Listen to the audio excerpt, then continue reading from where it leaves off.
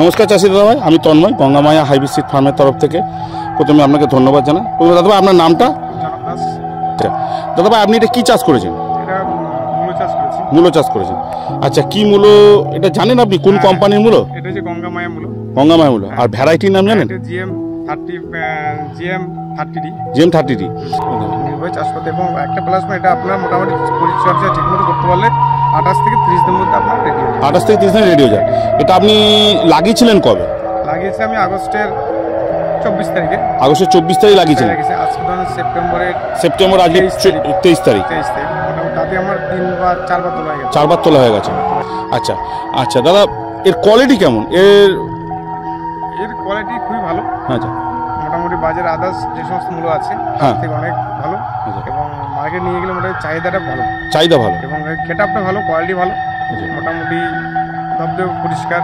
এবং আপনার একটা ভালো জিনিস যেটা অন্যান্য মূল্যের ক্ষেত্রে কি হয়, পাতাটা হয়তো আপনার বড় মূল্যটা ছোট, এটার ক্ষেত্রে পাতায় মূল্য দুটোই সেম, তাই তো? দুটোই সেম। এই কারণে মার্কেটে এটা খুব চাহিদা, এবং মানে খুব উন্নত মানের। আচ্ছা, বাজারে এখন রেট কি পাচ্ছেন? রেট আমি যেটা এখন নিয়ে যাচ্ছি 25 টাকা মার্কেট পাওয়া যাচ্ছে। 25 টাকা? 25 টাকা। হ্যাঁ। আদার্স অনেকে যারা নিয়ে আসছে তাদের সাইজটা একটু ছোট, হয়তো 18 টাকা, 17 টাকা, 15 টাকা এরকম পাচ্ছে। মানে 18-17 পাচ্ছে, কিন্তু আপনি 25 পাচ্ছেন, তাই তো? আচ্ছা দাদা, আপনি কতটা জায়গা চাষ করেছেন? 10 কাঠা জায়গা। আর কত কিলো মাল এখনো পর্যন্ত উঠেছে? মোটামুটি 10 কাঠা থেকে আপনার যদি মোটামুটি মূল্য হয় তাতে আপনার 15 থেকে 20 কুইন্টাল।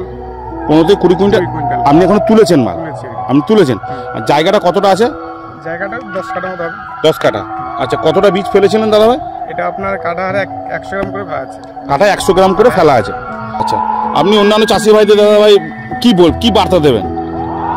আমরা চাইতে বার্তা দেবো যে যদি মূলো চাষ করতে হয় গঙ্গামায়া GM 30D এটাই চাষ করবেন, তাদের লভ্যাংশটা ভালো হবে অন্যান্য থেকে।